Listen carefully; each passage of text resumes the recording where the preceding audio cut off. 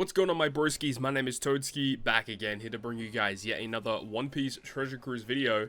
And today we're here to talk about the upcoming Super Evolution for the month of April. And shout out to Two Shanks, who is like the resident data miner at this point. He actually gave us a little bit of a hint, well, not really a hint, he literally just told us who it was. Cheerful talk about their savior. It is going to be V1, Rebecca, and Vivi. So it's kind of interesting that this is the selection for this month's 6+. A lot of people had a theory that because of the whole celebration that's on right now, a lot of people thought that Legend Zoro was going to get a 6+. And when I say Legend Zoro, I specifically mean this Zoro right here. So this Zoro would have been really cool. I think he is the oldest Zoro legend that does not have a 6+. This guy, when he came out, was phenomenal. Obviously power creep has kind of, pushed him to the wayside, but visually, artwork wise, special animation wise, this guy goes pretty hard, and he's got a really cool kit as well. I would love to see this guy get a 6+ at some point in the future because he's a very cool unit, so would love to see some support for him. However, they opted to go with Vivi Rebecca, which is just such a weird choice because we just got the 6+ of the V2 Vivi Rebecca. Well, I say we just got. It literally came in December, but we didn't get access to it for everyone until last month. So it is just a weird choice for them to go down this route to give us Vivi Rebecca again.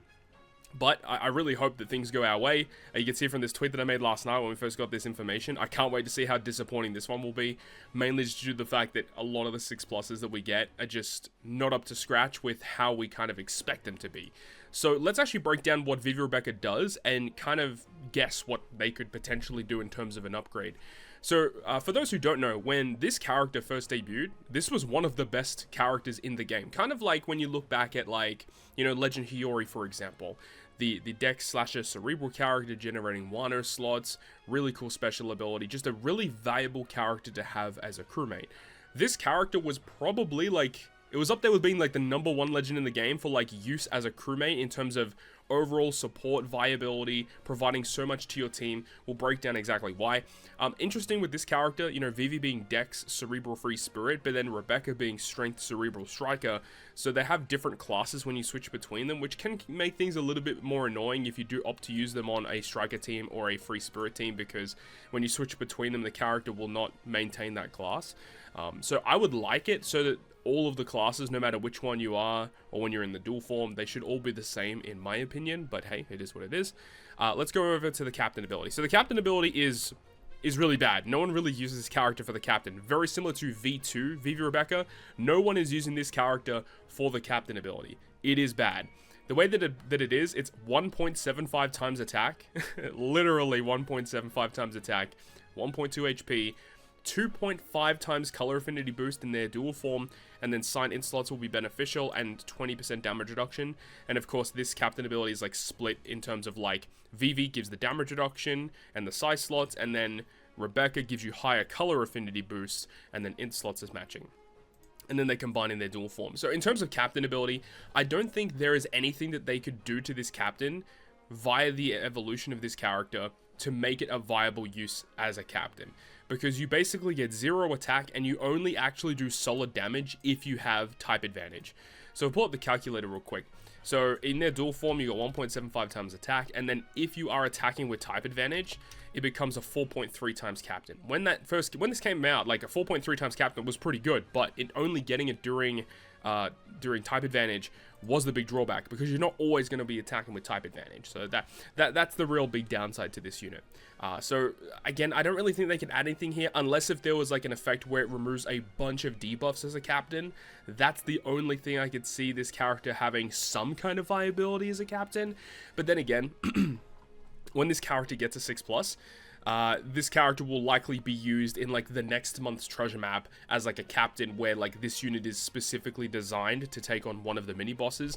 That would be my assumption, but again, we'll have to wait and see what they have in store for that. But captain ability wise, I can't really think of anything that would improve this character's viability as a captain. I don't think there's really anything to go off of here.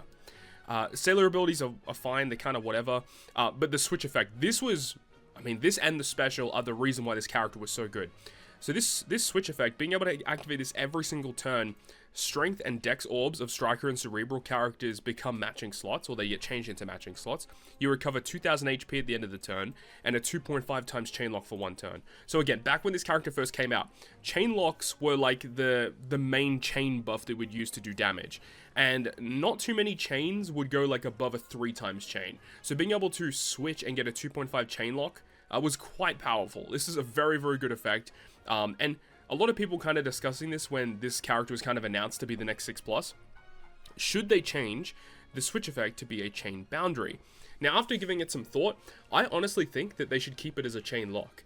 They should keep it as a chain lock, and they should up it from 2.5 to maybe 2.75, or a little bit of a stretch, maybe even to a 3 times chain lock via this switch ability. Now, we do know that with the 6+ here of this dual unit, they're probably going to get a super switch. So that's potentially where things can change a lot. So what they could do is potentially make it a 2.75 times chain lock. And then if you activate a super switch, maybe make it like a 2.75 boundary or a 2.5 boundary. Because a 2.5 boundary is still better than a 2.75 times chain lock. So they could potentially go down that route. In terms of the other additional abilities going on here, the changing of strength and dex on striker cerebral into matching, that's probably going to stay the same. And then the recovery also is pretty likely to stay the same. But of course, when you activate the switch ability, my assumption is that it's just going to change striker and cerebral no matter what slot they have into matching. And then the recovery is likely going to increase as well. But overall, like having a character with this really powerful special, which we'll talk about in just a moment, but this switch ability is another one of the really good reasons why you would often use them as a sub. In a lot of like the old school GARP challenges, this character was a god for the old school GARP challenges. Really powerful unit here, mainly due to this switch effect. And now looking at the special. Now the special, it looks simple. It's only basically 1 sentence, but it's extremely powerful, giving the ability to remove blue shield and rainbow shield completely on the enemy, as well as providing 2 times color affinity for striker cerebral for 2 turns. So very powerful ability here. However, what could they do with a 6+? Remember, it's not only just a 6+, but it's also level limit break. And I feel like, considering this character is extremely old at this point, that it's highly likely that most people have this character at level limit break 5. So I am expecting some nice changes here. Now look, the thing is because of the way that Treasure Cruise treats 6+, we can't really expect too much to happen. If you keep your expectations low, you can't be disappointed, right? However, there are some 6+s that we don't expect much of, and then when they give us their 6+, they become absolute gods. Shout out to V3 Rarely, that guy is insane. However, like if we had like the same people working on like Dokkan Battle Extreme Z Awakens, this character would be like remove blue shield, rainbow shield, nullification, threshold, barriers completely, and then also give another damage buff, and then maybe a defensive buff, like 95% damage reduction. That is hypothetically if Dokkan Battle EZA team was working on Treasure Cruise Super Evos. Unfortunately, that's not the case. So what can we realistically expect from this character? So I think what you could definitely see is this color affinity being buffed, I would hope at least to a 3 times boost. And then potentially in the captain effect, it's like if you use a color affinity boost, you extend it by X amount of turns. Or maybe it's like if you have color affinity, then their captain ability color affinity gets buffed. Something stupid like that. That could be a thing. I would love, like, honestly, like if this character had the ability to remove blue shield and rainbow shield, and then also remove threshold completely, it doesn't make a broken character. It just makes a really good usable character. Considering how powerful characters are these days, and characters will straight up just have abilities that just ignore defensive effects anyway, what harm is it in just making this character remove all 3 of those key defensive buffs completely? Heck, it doesn't have to be threshold addition on top of this. It could be barrier, it could be nullification, it could be a bunch of other different things. But being able to remove more of these enemy debuffs would be awesome. I would love to see that. What else could we realistically expect? As I said, damage reduction, I think, is potentially on the cards, or like your own team's damage threshold could potentially work as well. Maybe just another layer of utility. Could be like remove like despair or bind or something like that. A lot of recent 6+s I've noticed have had paralysis removal, so that could be a thing too. Wouldn't really expect that. Maybe some orb change in their special as well would be kind of interesting too. Maybe like class advantageous effect would be kind of cool too. There's a lot of different ways they could go about it, But what I would love to see is that the color affinity needs to be buffed. And this character is so focused on color affinity, it is kind of annoying because we don't have like a lot of characters that have the ability to be super effective against all types. Like Treasure Cruise hates giving super effective against all types on characters. I would love for them to do it more often because it's such a cool effect, and I don't think it's like insanely broken. I mean, with the teams that people can create on a Super Boss Kizuna, I don't think it's that crazy to just give rainbow damage to characters, and I think it would be really neat because it makes color affinity way more valuable of a buff, whereas like all boost and an attack boost are just common main place buffs that will just give you more damage.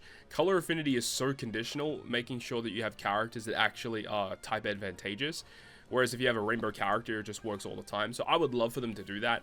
However, that's probably not going to be the case. What would be worst case scenario though is that they don't give any other utility to this character. That would be really, really bad, because this character is not meant to be a damage dealing character. This character is a support role character. Give us more abilities to use as a support.